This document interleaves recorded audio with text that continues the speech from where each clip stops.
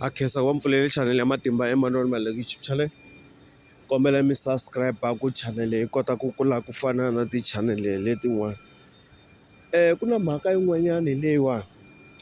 Mhaka liya ya ku munhu mi kuma ku a ku lava ku attend mikosi mimbirhi hi siku rin'we or la ku ya emikosini yimbirhi ya maxaka hi siku rin'we.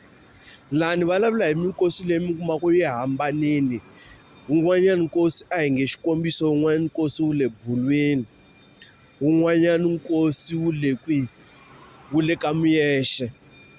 Ivi munhu a ku hayi le bulwini va ri service ta sungula hi 6 nampundzu and then hi 8 ku ta humiwa ku ya swilahlweni, ivi hi vo ma 9 or 10 o'clock ku ta va ku vuyiwile ivi ku hlambiwa mavoko.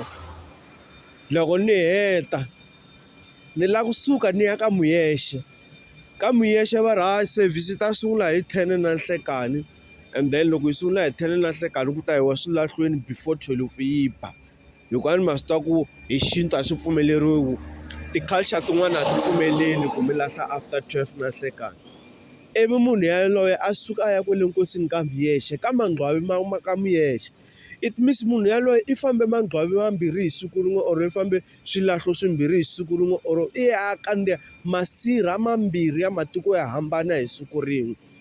Leswiya vanhu va ka hina loko ni swi veka hi ndlela leyi, lava ri pfumelelo ra xintu lava tivaka xintu va ta yima na mina, i xiyila a swi pfumeleriki. Ma twisisa? Munhu loko a ya enkosini i fanele a attend nkosi wun'we hi siku rin'we. Loko ku ri ke ni ku na xaka rin'wana ku hi kwihi na rona ri lahliwa siku rero, mi ta divhayidana, un'wana i ta ya lahla le, un'wana a ya lahla le, ivi mi sapotana tanihi maxaka. Ni lava ta mi nyika xikombiso hi va ti-funeral parlour.